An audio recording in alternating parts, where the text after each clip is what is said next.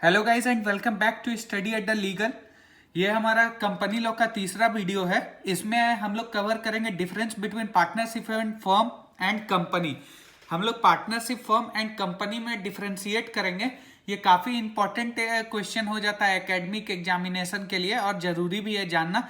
तो चलिए हम लोग कंपनी लॉ और पार्टनरशिप में क्या डिफरेंसेस है इसको कवर करते हैं। अगर वीडियो मेरा पसंद आ रहा है, कंपनी लॉ से रिलेटेड 2 वीडियो पहले भी डाल चुका हूँ और आगे भी डालेंगे विथ नोट्स, प्रॉपर नोट्स के साथ। तो अगर चैनल पसंद आ रहा है तो लाइक करें, शेयर करें और अपने दोस्तों के साथ ज़रूर शेयर करें। चलिए हम लोग स्टार्ट करते हैं। तो जैसा कि हम लोग जानते हैं पार्टनरशिप फर्म जो है या पार्टनर्स है, ये हमारा इंडियन पार्टनरशिप एक्ट के थ्रू गवर्न होता है। 1932 में ये एक सेपरेट लेजिस्लेचर बन गया। पहले ये कॉन्ट्रैक्ट का हिस्सा था, पार्टनरशिप जो था वो कॉन्ट्रैक्ट का हिस्सा था, लेकिन 1932 में ये सेपरेट लेजिस्लेचर बन गया। ठीक है। पार्टनरशिप एक्ट के सेक्शन 4 में हम लोग को डिफाइन करता है पार्टनर्स क्या होता है, पार्टनरशिप क्या होता है। ठीक है। पार्टनरशिप एक्ट 1934 के सेक्शन 4 में हम लोग को डिफाइन करता है कि पार्टनरशिप होता क्या है। ठीक है। एन एग्रीमेंट बिटवीन पर्सन, एक agreement between persons who have agreed to share profits of business carried on by all or any of them acting for all। Partnership क्या है? एक तरह का करार है। ठीक है। लोगों के बीच में एक तरह का एग्रीमेंट है जिसमें सब मिलके सहमत होते हैं कि हम लोग किसी बिजनेस को चालू करने जा रहे हैं। ठीक है। और उससे जो भी प्रॉफिट होगा आपस में बांट लेंगे। ठीक है। और वो बिजनेस या तो सभी के द्वारा चलाया जाएगा या उनमें से कोई एक के द्वारा चलाया जाएगा। ठीक है। क्या कह रहा है? An agreement between person who have agreed to share profit of business carried on by all और any of them acting for all. ठीक है। अब ये पार्टनरशिप का मतलब था। अब हम लोग देखते हैं कि the members involve in partnership are known as partners individually. जो मेंबर्स पार्टनरशिप में इन्वॉल्व होते हैं उसको हम लोग क्या कहते हैं? इंडिविजुअली पार्टनर कहते हैं, पार्टनर होता है। While they are jointly known as firm, और उसको ज्वाइंटली हम लोग क्या कहते हैं? फर्म्स कहते हैं। ठीक है। इंडिविजुअली अगर मेंबर को हम लोग करेंगे तो वो पार्टनर कहलाएगा, और सभी को ज्वाइंटली अगर हम लोग कॉल करते हैं तो वो फर्म कहलाता है। ठीक है। The agreement on which term are condition of a partnership are written is known as partnership deed. ठीक है। और जो भी पार्टनरशिप का एग्रीमेंट या टर्म एंड कंडीशन लाइक कर रहा होगा जिसके हिसाब से उन्होंने पार्टनरशिप खोली है, उस तरह के रिटन एग्रीमेंट को हम लोग पार्टनरशिप डीड कहते हैं। तो ये हमारा पार्टनरशिप का इंट्रोडक्शन था। नेक्स्ट हम लोग चलते हैं कंपनी लॉ के बारे में। ठीक है। ये हमारा इंट्रोडक्टरी पार्ट है या डेफिनेशन पार्ट है। दूसरा क्या है? कंपनी लॉ में क्या कहता है कि हमारा कंपनी लॉ जो है वो कंपनीज एक्ट 2013 हम लोग अभी गवर्न हो रहा है, जिसके सेक्शन 2 सब क्लॉज 20 कंपनी को डिफाइन करता है। क्या कहता है कि any company incorporated under this company act 2030 और एनी प्रीवियस कंपनी लॉ। मतलब कंपनी का मतलब अकॉर्डिंग टू कंपनीज एक्ट 2013 क्या कह रहा है कि कंपनी का मतलब इस प्रकार उस तरह के कंपनी जो तो इस एक्ट के थ्रू इनकॉर्पोरेटेड हुए हैं, यानी 2013 में जो एक्ट बना है उसके थ्रू, या any previous other company law, या तो पहले के कोई भी कंपनी लॉ के थ्रू वो इनकॉर्पोरेटेड हुए, उसको हम लोग कंपनी कहेंगे। ठीक है। क्या कहता है? कंपनी एक लोगों का समूह है जो जिसका सभी का एक कॉमन ऑब्जेक्टिव है। क्या है? Company is association of person with a common objective. लोगों का समूह है विथ कॉमन ऑब्जेक्टिव। ठीक है। A company can be formed by minimum 2 and maximum 200 member if it is a private limited company. अगर प्राइवेट लिमिटेड कंपनी है तो उसमें मिनिमम 2 व्यक्ति चाहिए, रिक्वायरमेंट है एक कंपनी का फॉर्मेशन के लिए, और मैक्सिमम उसमें 200 मेंबर हो सकते हैं। While in the case of public limited company में मिनिमम 7 नंबर ऑफ पीपल होने चाहिए, और मैक्सिमम के रूप में कोई रेस्ट्रिक्शन नहीं है, इनफाइनाइट कितने भी हो सकते हैं। तो ये हमारा कंपनी लॉ का थोड़ा सा ब्रीफ पार्टनरशिप एंड कंपनी का हमने बता दिया। अगर लिखना है तो आप ये लिख सकते हैं कि इंडियन पार्टनरशिप फर्म जो है वो पार्टनरशिप एक्ट के थ्रू गवर्न होती है 1932 के, और कंपनी जो है कंपनीज एक्ट 2013 के थ्रू गवर्न होती है।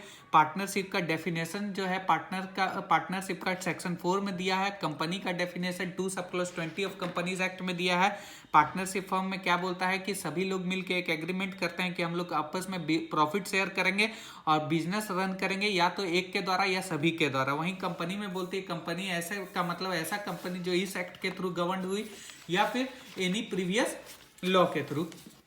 अब बोल रहा है एसेंशियल डॉक्यूमेंट रिक्वायर्ड। पार्टनरशिप और कंपनी में क्या प्रिंसिपल डॉक्यूमेंट है, उसको क्या जरूरत है। तो पार्टनरशिप क्रिएशन के लिए हम लोग को पार्टनरशिप डीड का बहुत ज्यादा जरूरत है, जिसमें टर्म एंड कंडीशन लिखे होते हैं, पार्टनर प्रॉफिट शेयरिंग रेशियो लिखा होता है, ठीक है। ये सारा चीज जो एसेंशियल चीजें होती है पार्टनरशिप से रिलेटेड वो पार्टनरशिप डीड में मौजूद होता है। वहीं पे कंपनी में memorandum of association and article of association most या कहें कि प्रिंसिपल डॉक्यूमेंट है किसी भी फॉर्मेशन इनकॉर्पोरेशन ऑफ कंपनी के लिए।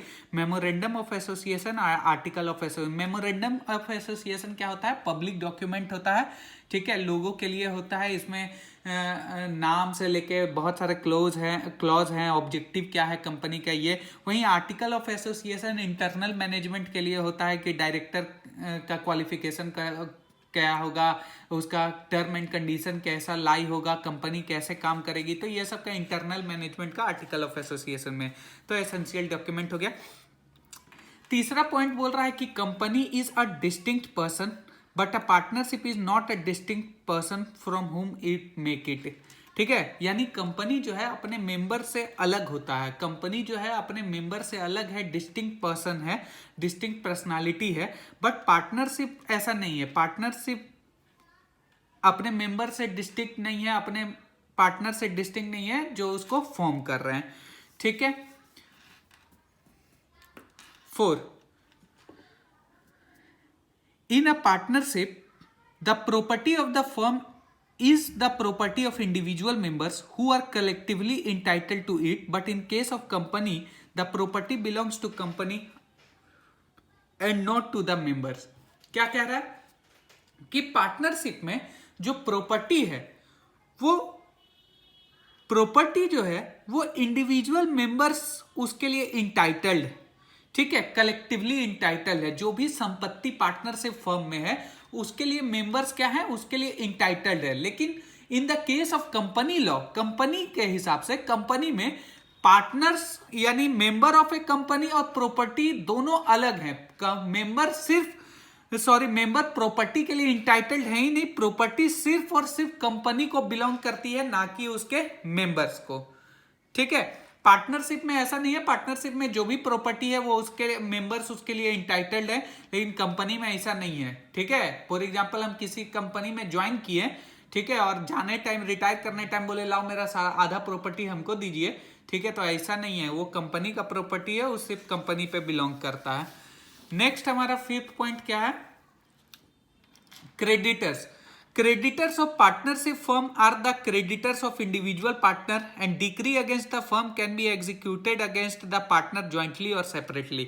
बोल रहा है क्रेडिटर्स जो भी होता है पार्टनरशिप फर्म का, ठीक है, वो इंडिविजुअल पार्टनर का भी क्रेडिटर हो सकता है, और अगर डिक्री अगर अगेंस्ट पास होता है फर्म के अकॉर्डिंग तो वो या तो पार्टनर सेपरेटली भी कर सकते हैं या ज्वाइंटली भी किसी पार्टनर पे कर सकते हैं। लेकिन in the case of company हम लोग जो है creditor can only proceed against the company not against the member, ठीक है, हम लोग उसके मेंबर के अगेंस्ट में नहीं कर सकते हैं। और हम लोग को अगर ई भी होगा, अगर केस भी होगा तो कंपनी पे होगा, ना कि इंडिविजुअल मेंबर पे कोई केस होगा।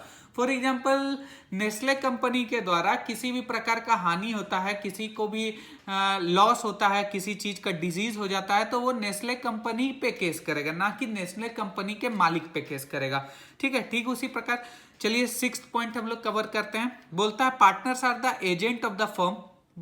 पार्टनर्स जो होते हैं वो एजेंट होते हैं अपने फर्म के, but members of a company are not a agent of a company, ठीक है। मेंबर जो होते हैं कंपनी के वो उसके एजेंट नहीं होते हैं। 7वां पॉइंट क्या बोल रहा है, a partner can not contract with his firm on which he is a partner.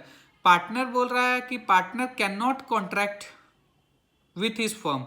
Partner जो है अपने फर्म जिसमें वो पार्टनर्स है, ठीक है, उसके साथ कॉन्ट्रैक्ट नहीं कर सकता है।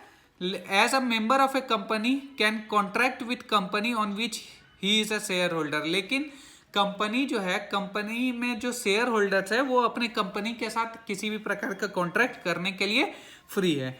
ठीक है, 8वां पॉइंट क्या कह रहा है? 8वां पॉइंट कह रहा है a partner can transfer his share and make the transferee as a member of firm without the consent of other partner whereas the share of a company can orderly be transfer without. बोल रहा है partnership firm में, ठीक है, या partnership में transfer of his share, मतलब जितना का भी वो इंटाइटल्ड होगा शेयरिंग का रेशियो का, वो तभी शेयर कर सकता है without the prior consent of the party, ये शेयर नहीं कर सकता है। फॉर एग्जाम्पल हमको अपना, अब बिजनेस में हमको पार्टनरशिप नहीं रहना है और मेरा नाम राम है और हम किसी को, रहीम को ये अपना पार्टनरशिप देना चाह रहे हैं, तो रहीम को देने से पहले हमको प्रायर जो भी एग्जिस्टिंग पार्टनर है उस फर्म के, उनसे हमारा कंसेंट जरूरी है। बट हम in the case of company law, हमको अगर किसी को शेयर ट्रांसफर करना है, इसके लिए हमको किसी का भी शेयर होल्डर का कंसेंट का जरूरत नहीं है। ठीक है, 9वां पॉइंट हमको क्या कह रहा है कि the partners liability is always unlimited liability where the liability of a share holder of a company is limited इधर बाय शेयर और बाय गारंटी। बोल रहा है इन पार्टनरशिप फर्म जो पार्टनर्स का लाइबिलिटी होता है वो अनलिमिटेड लाइबिलिटी होता है। ठीक है, अगर किसी भी प्रकार का लॉस सफर करता है तो उन लोग का पर्सनल प्रॉपर्टी का भी यूज किया जा सकता है, लेकिन जो कंपनी होता है वो शेयर होल्डर होते हैं कंपनी के, उनका जो लाइबिलिटी होता है वो हमेशा लिमिटेड रहता है, चाहे वो लिमिटेड बाय शेयर हो या फिर लिमिटेड बाय गारंटी हो।